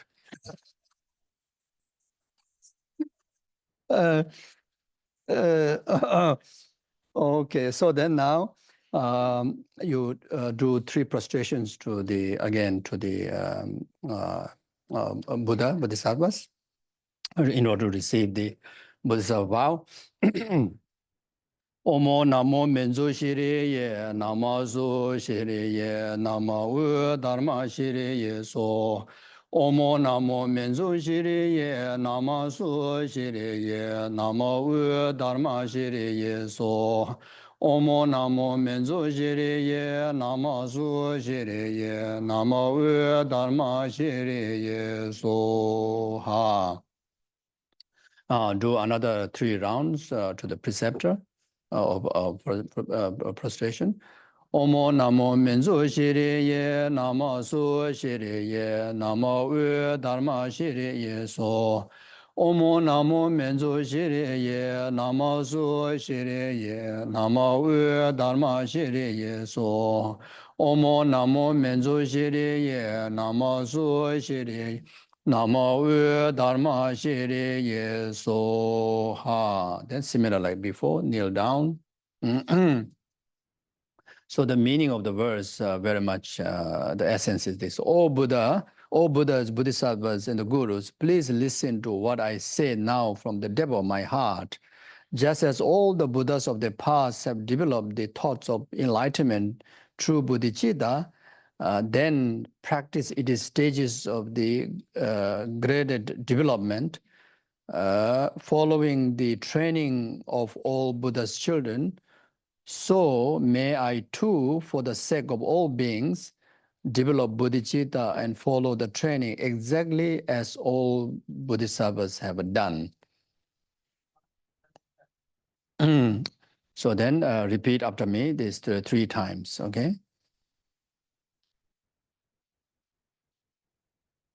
Sangye Chanju, Sembakun, Dala, Gombar, Zedu Sul, Chitarangwengi, Deshegi, Chanju Tune, Kebadang, Chanju Sembe, Labala, Deda Rimshin, Nebatar, Dayan Dola, Pendun Du, Chanju Semni, Keji Shing, Chanju Sembe, Labala, Rimba Shindu, Labargi. Then second repetition.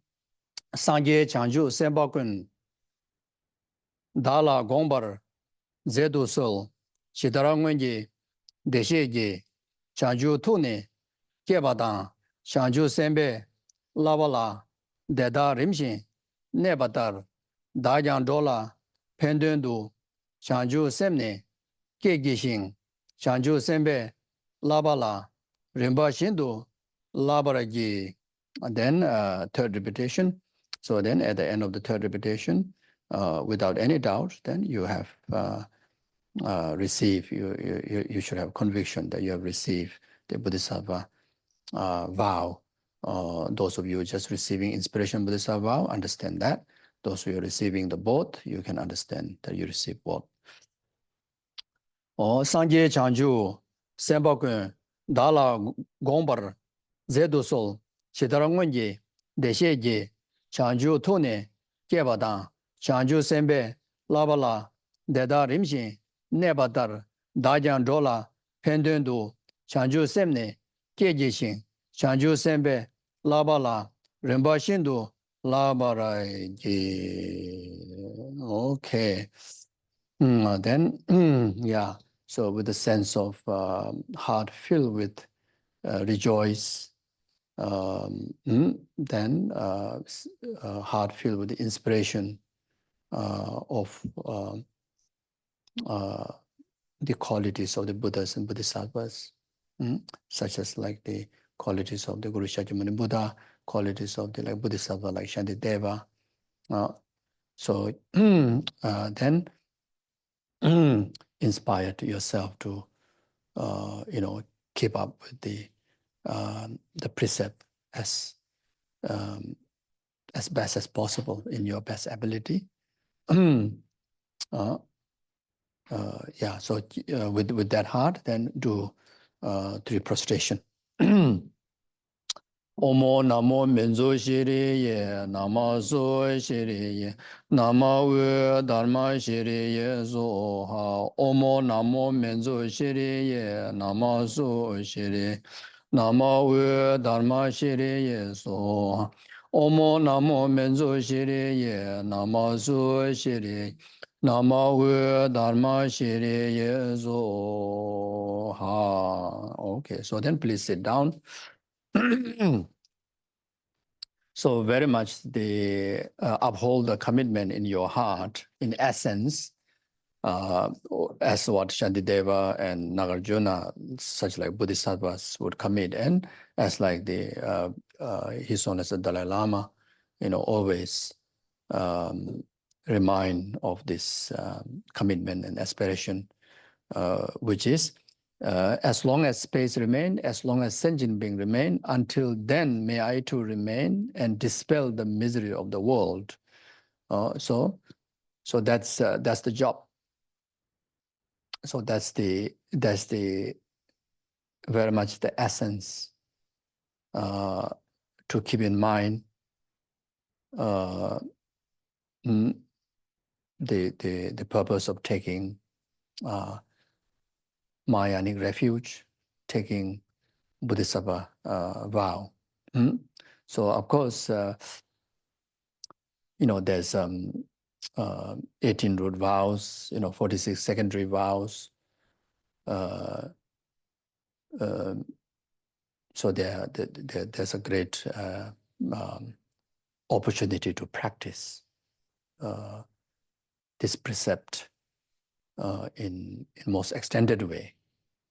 If you don't remember one by one of them, but at least something that which we are familiar with, the practice of six perfection, practice of keeping as pure morality as possible, practicing generosity, practicing patience, concentration, joyous effort, wisdom. So that is the essence of the commitment. So the practice of the six paramita is beneficial those who have not yet ready to take Bodhisattva vow. Once you start to engage in your very best to adopt the practice of six paramita, will eventually create a condition for you to take the precepts. Once you have taken the precept, but then not developing swiftly, and the way to make it progress, then intensify the practice of six paramita. Those who have taken, but then degenerate, to restore the precept is to practice or intensify the practice in six paramita. So in another way is to remember the six paramita. You remember the 18 root vow and 46 secondary vows, you see. So even like 46 secondary vows are very much categorized into the six portions of the six paramita. So very much like that. And that is based on the 18 root vows, Then for lazy people like me, then 3 times a day, 3 times at night. There's a discipline for lazy people like me. But otherwise, you should remember all the time, not just 3 times, uncountable time. As long as you have awareness, as long as your mind is wake up from sleep or your mind is aware of something, one corner of your mind always remember this: as long as space remains, as long as sentient being remain, until then may I to remain, to dispel the misery of sentient being. Then in your very best, be in the service, elevating the suffering of sentient being. It can be just an ant crawling around you, just care for them, recite the mantra or dedicate the merit, or at least be mindful not to step on them like that. Then, so from now on, you become, Buddha's children. Once you take the precept, you become Buddha's children, like Bodhisattva. You are part of the family, you see. So therefore, try very best to behave like the Bodhisattva. Even if you need to imitate, later become real. So one of the best way to learn more elaborate way to behave like Bodhisattva, learn the Bodhisattva Avatacharya by Shantideva. Then the benefit, even from the first chapter, you will be amazed how powerful it is. and to abstain from losing the Bodhisattva manner, Bodhisattva precept, then specifically, look at the chapter 6. One of the worst enemy to lose the coolness of the Bodhisattva is anger, and the anger is very much rooted on attachment and ignorance, you see. So like that. So those who have taken the precept, you try to read the Shantideva's Bodhisattva Avadacharya. And especially there's some relation to this precept karmically, because I use the Shantideva's lineage of, the granting the Bodhisattva precepts, not like that.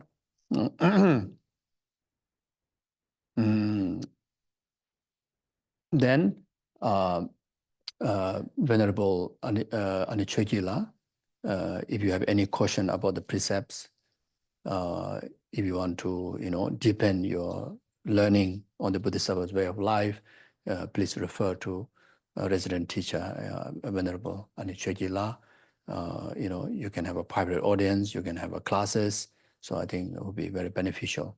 So even though I have notes on the blog, in the past, elaborately taught on the 18 root vows, 46 secondary vows, about the Bodhisattva precepts, so those are just notes that if you are interested, you can also refer to that. But then there are so many materials, like that.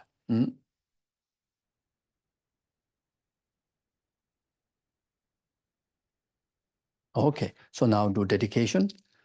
So the vow is so fresh, you see. Whatever dedication you make is going to be so powerful. You see, from now on, in fact, any virtue you do, it multiplies numberless times, greater impact than the similar virtue you do in the past, like that. Then from now on, even just, remembering the Bodhisattva precept, or remembering the commitment, or just aspiring in your heart, even one moment, then there are many quotations by Nagarjuna in the scriptures, by Buddha in the Paramita Sutra. It surpassed the merit, one moment of generating Bodhicitta, surpassed the merit of the entire gems universe, file up and offer to the numberless Buddhas. The merit is far more greater than that, like that. You see. So even just wishing to elevate just a headache of one person, with your altruistic heart, with a sense of compassion, the merit, the amount, and the magnitude of the merit is, much more greater than that mention. Making material object the field with the entire universe, and and abundance through even each of the Buddhas of the 3 times, surpass that one thought. Then he said, no question. Now, if you concerned to alleviate the suffering of entire numberless sentient beings. So there are plenty of references to inspire you how to practice this like that, okay? O daji jinye zabe jewa de tendang dowa gula gambe da kebra juzu lo santama tembe nyingbo rendo zaji sho so short mandala offering. O zaji beje joje mendo ta re rable je nyende jemba de sanje shindo mi de bewa doge namda shin la che barai sho ye damang guru rana menda kamne ya daya me. So then, whatever merit we accumulated through this session, all the merit accumulated in the past and the future, or all the merits of the past, present, future, Buddhas, Bodhisattvas, Gurus, sentient beings, may this collective merit be a complete cause for numberless sentient beings to be free from ocean samsara suffering. Its causes karma and delusion, actualized from temporary happiness after the ultimate happiness and enlightenment accordingly. May this collective merit be a complete cause, whatever inconvenience they may be, such as war, famine, diseases, a relationship problem, or health problem, or economic problem, whatever they may be, overcome without delay even a moment. And everyone enjoy the abundance and peace, happiness, longevity, harmony. May this quality merit be complete cause. Anyone who passed away, in particular last 49 days, especially those who passed away in a war, a natural disaster, untimely death, passing away with painful, death process, free from suffering of death, suffering of intermediate state, suffering of rebirth, actualize higher rebirth within Buddha's paradigm, and within that very lifetime, they actualize state of holy enlightenment accordingly. May this quality merit be complete cause. Anyone who requested prayers from us, may the merit be received and they actualize all the aspirations fulfilled. May this quality merit be complete cause. All the good people in this world, those are the source of peace and happiness of the sentient being, like His Holiness Dalai Lama and all the gurus, yourself, your family members. Always enjoy good health, a long life, fulfill your aspirations accordingly. May this quality merit be complete cause. All the virtuous institutions like monasteries, nunneries, all the Dharma centers, and especially like Hayagiva Center, Mother Tara Meditation Center, free from outer city obstacles, actualize all the conducive conditions to preserve the Dharma in an extensive learning as well as realization on the stages of the path accordingly. May this quality merit be complete cause. May each and every one of us able to practice just like how the Bodhisattva Shantideva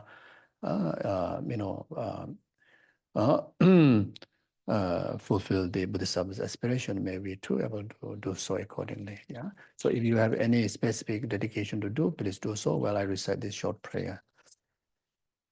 Jawadi Nudoda Lama Sanji Dubjun and Duaji Jamalebadi, Salam Gobrasho, Chancho Simjo Rimboje Maje Panam Jeju Javani Bame Bayon Kone Kundo Pevasho Tony Tower Rimboje Maje Panam Jeju Javani Bame Kone Kundo Pevajo Rimye Tower Rimboje Maje Panam Jeju Javani Bame Bayon Kone Kundo Pevasho Carrera Vecovation of the Penta de Wamale Joven Cherese Tenze Jazo Shabese de Bado Tenjurji.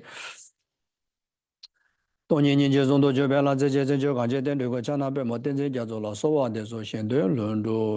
then whatever merit we accumulate, we dedicate. May most precious Guru Jagja Lama Soul, all holy wishes be fulfilled, and his unmistaken reincarnation to actualize and have all the resources to fulfill all his, Bodhisattva legacies to serve the Dharma, serve the sentient being accordingly. Jambe bawa jida jemba dang kundo sambo de ya de je de da kunje ju so da lo je jawa de da tam je ra dong de so che be jawa tam je de ngo ga la chu dong ba de da chen je be za wa de ko je sambo che je ra dong wa je pa ma sim je tam je de da de ju nge do tam je da do dong wa da jang ju sem ba ga na su jo ba de da kunje mo lang do ju je sim je ne ba chen je ba nyu do ne le ta ju je do we ne ne ma le ba da do chung wa me ba ra sho che je ja bo song ga be je so na bo pe wa de je je che ma Tunje Malu Sanwashu Dada Shinji Dusunda Dove, Sunny La Dene Jawa Losanta Baye, Demba Yure Ba Yuro, Pedan Soa Mikabi, Shindu Basam, Semjera Wago, Samba Jujin to Veda, Jumde, the Dijava, was the same. The Jola Chazo, Chess was Samola Chazo, died on the job of the Zom to the Zamages. That don't be the job of the Nizom to the Zamages, or that don't be the job of the Nizom to the Zamages, Jum Dijava, Dajuma, and the Bazubas and Mangela Bidu, Javala, Jum Dijava, Dajuma, and the Bazubas, or the Molanta Javola Chaza Lo, Major Seji Javela, the Dende Lo Amebe, but the Dajel Hasan David, Namdame Benega Duju, Demba Jidengo Jumba, the Demba Invasion was away, the Bolosh, Demba Urene, Daju, Model, Sendele, Yemegoya, the Legend, the Dado del Kunjo Somje Dashi Show. Thank you very much, and sorry for taking 5 minutes extra. So now we start the Tara Puja. Thank you.